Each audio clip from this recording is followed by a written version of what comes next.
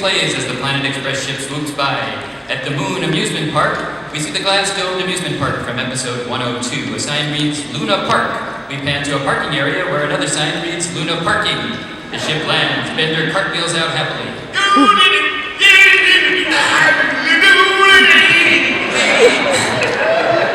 Right, it beats writing to just say, John, make a funny noise, doesn't it? Yeah.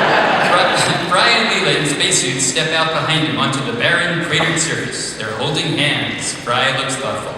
Remember this place, Leela? Yep, the moon. It's been here for quite a while. Yeah, but it's also where we came on our very first delivery together. Oh, right. Man, we sure used to try harder back then. Without looking, Leela tosses a package marked Fragile over her shoulder. It bounces off a bin marked Deliveries and lands on the ground with a crash. Moments later, Fry and Leela stroll through the hubbub of Moon Street, USA. Leela holds a giant plush buffalo toy. The moon mascot, Craterface, is selling balloons. Get your likeness in the form of a balloon sculpture. A cherished family keepsake for hours to come. Fry hands Craterface a bill. One Leela, please, and use your finest balloons. Craterface quickly inflates a 50-foot-long purple, white, and flesh-toned balloon and twists it into an amazingly accurate full-scale Leela. Wow, you're good. 5 years of art school.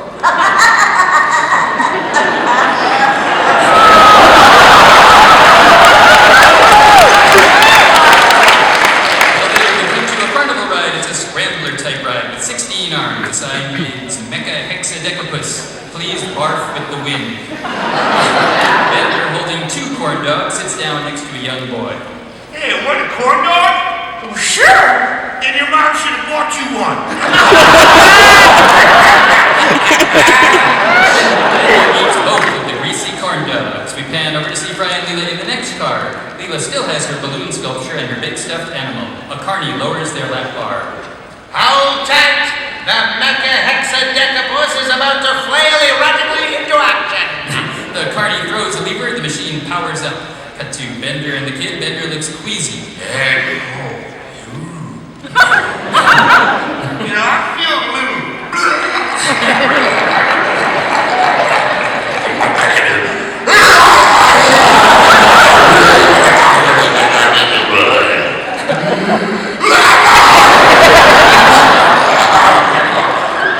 Bender vomits out a stream of metal nuts and bolts.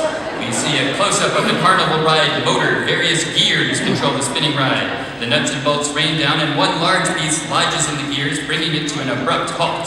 Cut to Fry and Leela. As the ride slams to a stop, Leela flies out of the seat at tremendous speed, still holding her souvenirs. She flies through the air and smashes out through the glass dome. Air whooshes through the hole. Fry yells after her. Leela! Like that. Sucked in by the ocean air. Craterface flies into frame and plugs the hole. After a beat, the beer bottle flies into frame and lodges in Craterface's eye.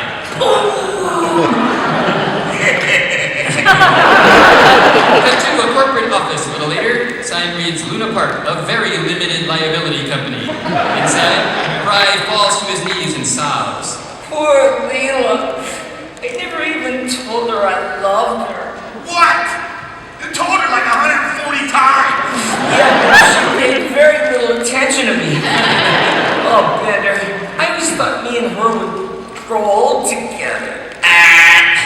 You gotta live in the moment, baby. And in this moment, Leela's dead. Just then, 2 moon patrolmen drag in Leela's stuffed buffalo toy and drop it. Fry struggles to his feet. Sir, we have some good news and some bad news. The good news is, we found your stuffed animal. What's the bad news? Your wife is dead. She wasn't my wife. Oh, then there is no bad news. Patrolman Extra sad music. As Fry sobs, suddenly a knife blade pokes out from inside the stuffed animal and rips it open. Leela wriggles out, holding the balloon sculpture nozzle to her mouth and breathing air from it desperately. Leela, you're alive! Fry hugs her, causing the balloon to fly around the room as it deflates. It lands on Fry's shoulder, now resembling a limp, shrunken Leela. She gave her life to save mine. Cut to the Robot Arms apartments. That night, we go inside Fry and Bender's apartment. Bender is standing absolutely motionless in his tiny room from episode 103. After a long moment of silence, there's a knock on the door. Bender, can I come in and talk? Kinda busy. The door opens, Fry squeezes in with difficulty. Seeing Leela fly off the hexadecapus and crash through the moon dome and survive inside a stuffed animal by breathing a balloon was a dose of reality. All this time I've been wondering if I can spend my life with her. And what I realize now is I can't spend my life without her. So tomorrow, I'm asking her to marry me. Good talk. We're done here. Fry exits. The camera lingers on Bender as a single tear wells up in his eye. My little wee bad's growing up. Cut to Planet Express the next morning in the conference room. The whole crew is gathered at the table. Hermes barks out a command. Computer, Jamaican joy juice, hot. A mug of steaming liquid materializes in a glass bell jar on the table. Hermes shatters the jar with a small hammer, lifts the cup, and sips. The professor enters. G-N-E. He holds up a handheld device with one big red button and a green LED. Behold the time button, a pocket-sized device that sends the entire universe 10 seconds into the past. I will now demonstrate. He presses the button, a spherical blue aurora briefly surrounds the professor and he disappears. Everyone else reverts to their position of 10 seconds earlier. Cut to 10 seconds earlier. Hermes is finishing ordering his drink exactly as before. Joy juice, hot. The drink appears, Hermes smashes the glass again. The professor re-enters. Pretty cool, eh? I'm over here where I was 10 seconds ago.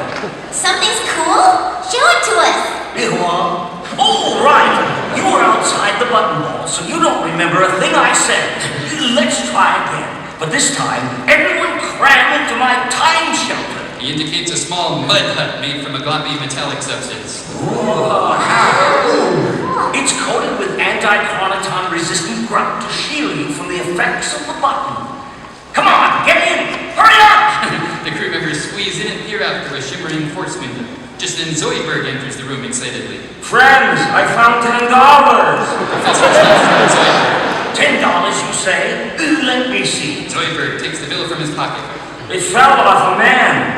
The man got into a taxi, but the money did not. The professor snatches the money, pockets it, and presses the button. The blue aurora surrounds him, but not Zoidberg. Zoidberg disappears, but after a second, the door opens and he runs in again. Friends, I found $10. You found some money? You show me. Zoidberg turns his coat pocket inside out, but finds nothing. The professor waves his own bill. Say, check out the money I found. It fell off a chump. Hey, Professor, couldn't you go back in time as far as you want by pressing the button over and over? Certainly not. Each time the button sends you back 10 seconds, it takes 10 seconds to recharge. Well, that makes sense.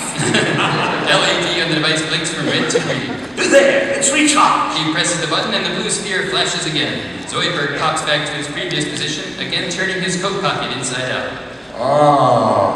Again! Ryan raises his hand as he looks at Leela. Question? What if you had a special moment that you wish could go on forever? Could the time button make it last as long as you wanted? Hell no! This button is for scientific use only. The light blinks from red to green and the professor presses it again. Flash. Zoidberg is once more turning his pocket inside out. Ryan stares at the time button deviously. His eyes narrow, as in the Fry meme image. Cut to a jewelry store later. A sign at the jewelry store reads, Ultra Guys, Custom Diamonds. Inside, in a close-up, we see the button in Fry's hands. We widen to reveal Fry and Bender at the jewelry counter. Ultra Guy, a seedy hoot superhero with cape, tights, shades, and a cigarette, steps forward.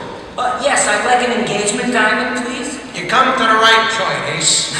Ultra Guy takes out a tray filled with lumps of coal and places it on the counter. Fry points to one lump. I'll take this one. Classy choice, Chief. She'll grab her pass. Ultra Guy picks up the coal and crushes it in his fist. He opens it to reveal a large, sparkling diamond. That'll be 5 bills. Suddenly, Fry grabs the gem and tosses it into Bender's chest, where we see many, many similar stones. Bender shuts the door. Hey, Hey, give me back my stones! Fry hurriedly presses the time button. The Aurora surrounds him and Bender. The tray of coal pops back under the counter. Ultra Guy disappears, then steps back into frame just as before. Hello, stranger. This is my first time here. Do you sell diamonds? You come to the right joint, Ace. He brings out the lumps of coal again. Fry and Bender glance at each other sneakily. Cut to Elzar's restaurant. Later, a sign reads brunch special, filet of skeleton. Inside, Fry and Leela are at a candlelit table. Fry has an emotional expression. I guess what I'm saying is, the next time you almost die, I want it to be as my wife. Fry turns to Elzar. The clam, Elzar. Elzar places a fancy silver tray before Leela. He lifts the lid to reveal a single foot-long giant clam. Clam, ma'am. Thank you, ma'am. Tears well up in Leela's eye. Fry? Leela opens the top of the clamshell, revealing a stunning ring with 15 diamonds on it. Leela, my love, will you... Suddenly, the clam snaps shut on Leela's hand, severing it at the wrist. Her bloody hand drops onto the table.